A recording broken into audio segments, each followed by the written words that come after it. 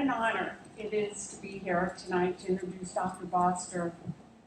I've been his patient for over 10 years, and when he first walked into the room, into the patient room, when I first met him, I said to myself, who is this guy?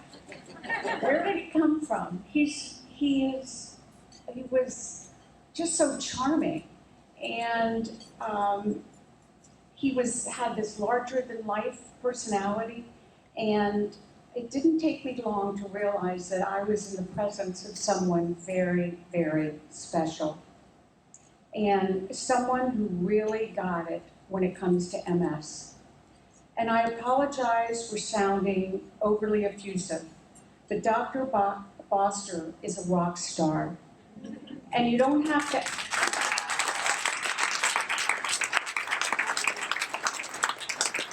And you don't have to take my word. All you have to do is ask any one of his patients. The only difference I can find between Dr. Boster and Superman is Superman doesn't wear snakeskin cowboy boots to work. Dr. Boster knows the meaning of being present. Any appointment with him is an experience in itself. He looks you in the eye deeply and makes you feel like you're the only person in his universe, and that's because you are.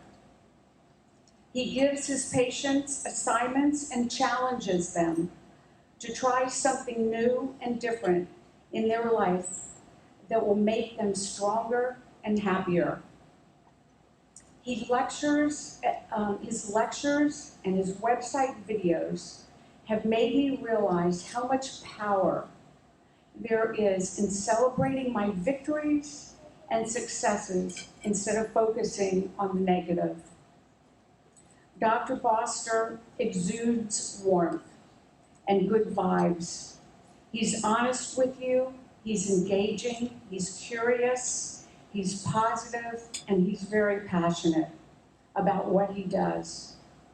What makes him especially charming and charismatic is his sense of humor, sometimes hilarious, and his knack for making fun of himself. If you want to see an example of his hilarious side, all you have to do is go to his MS YouTube channel and watch his interview between an old school MS neurologist and a new school MS neurologist. You have to see it. And just a couple things you may not know about him. His favorite food in the world is Tommy's Pizza, go figure. And his drink of choice is bourbon, but it has to be only the very best.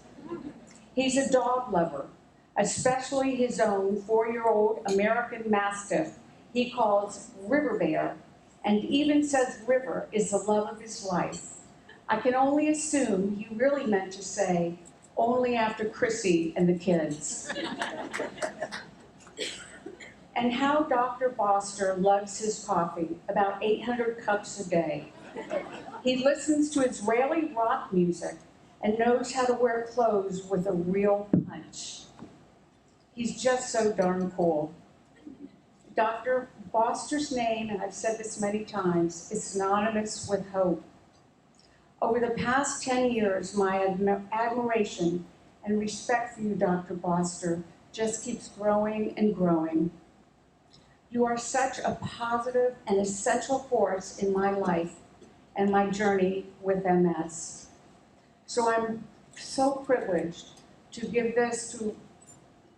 this award for the caregiver, being the caregiver. But if it's okay, I'd like to change that name from caregiver to care partner, because I just watched a video today on his YouTube channel where he talks about how much more he likes the word care partner instead of caregiver.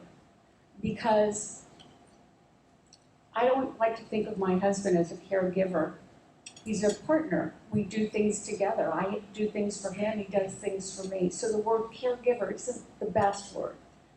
So, and Dr. Boster will tell you that, because care partners are your spouse or your girlfriend, your doctor is a care partner, your friends are great care partners, your family are care partners, and so that distinction is very important to him and to to people that have MS. So I'm very, very touched. I feel like Alice in Wonderland giving Superman an award. I just can't even believe how proud I am of you.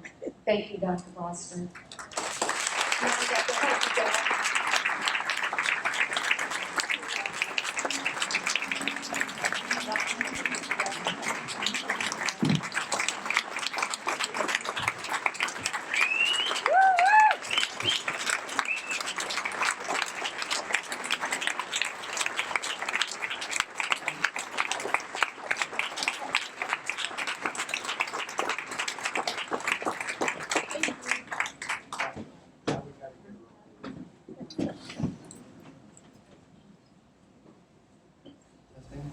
Nobody puts baby behind a podium.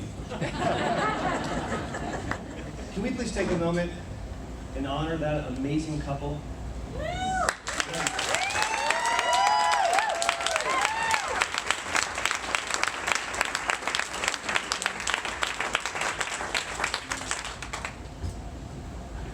What exactly is a care partner in multiple sclerosis? And what is their role in the MS Village? To learn the answers to those questions and more, don't turn away, because that starts right now. Howdy! Thanks for learning about MS with me, Aaron Boster. I started this YouTube channel to help my own MS clinic patients learn between visits, and it's my hope that through these videos, I can help you learn too. Today's topic is on care partners. What is their role in the MS Village? And what can we do to support them a bit better? My introduction to multiple sclerosis began as a child. My Uncle Mark's MS progressed to the point that in his mid-30s, he couldn't live alone anymore. And he moved home to live with my Nini and Papa. My Uncle Mark stayed in their home until his late 60s when he passed away. And during that time, I learned what it means to be a care partner. When I use the hashtag #WeHaveMS, I'm speaking to the fact that an individual impacted by MS doesn't have the disease by themselves. They have it with their village. And key village members, maybe the most important village members, are those care partners. I learned firsthand what it means to be a care partner, watching my grandfather and watching my grandmother provide care and live side by side with my uncle as his disease progressed. It was quite an education. I understood these concepts long before I understood the pathophysiology or the immunology of multiple sclerosis. To say that it shaped who I am as a person, to say how it shaped me as a doctor is an understatement. It has maintained a profound impact in my worldview and the way that I think about this disease in specific. Howdy.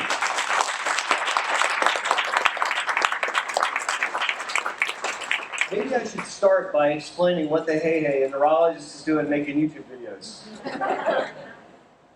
I made a decision to be an MS doc when I was 12. My Uncle Mark was cared for in this town. And I grew up watching his care partners. You can see him there, my Nini and Pop. And my beautiful mother who's sitting right there. I watched them struggle and feel scared and alone. And I promised them that I would learn to do it better. It's been a quest of mine to improve the lives of people impacted by MS, care partners and patients alike. I am proud of the clinical care that I provide. I am proud of the systems of MS care that I've created and developed. And yet, there are limits to what we can offer in the confines of clinic. If we see a patient for a half an hour, 4 times a year, we could boast that we're seeing them twice as often as the national standard and seeing them twice as long. And yet, that fails in our ability to make them the most awesome version of them possible as they try to combat a chronic condition. That's 4 days in a year, which means 361 days in a year They still have MS, and they're nowhere near clinic. Think about this. If I tried to teach you the game of chess, and I met with you for a half an hour every 3 months, you wouldn't be very good at chess. It is incumbent upon us to reach beyond the clinic walls. And that's been a focus of mine in the last few years. One of the ways I've attempted to do that is by leveraging social media. Now, I've had to learn a new language. I started off with Twitter, and I had to learn what's a tweet. Then Facebook. And more recently, YouTube, where twice a week I put out an easily digestible educational video, like the one I showed you. The experience has been colossal for me. I now have 14,000 subscribers. Hit the like button. It warms my heart to receive comments from people impacted by MS in Russia and in China, in Saudi Arabia and Israel, in Belgium, in Argentina, but most importantly, in Coshocton,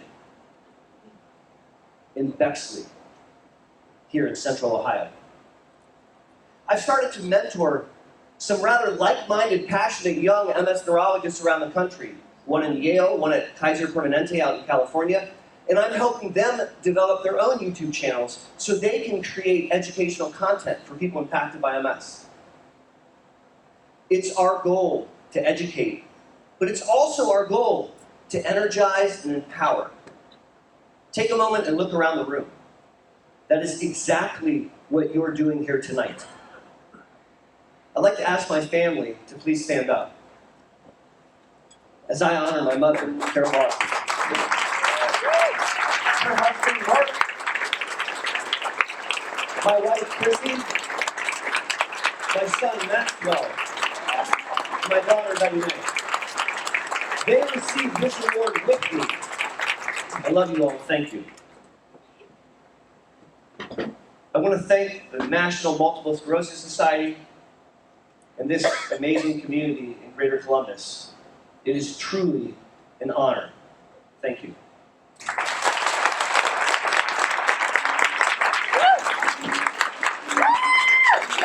Yeah.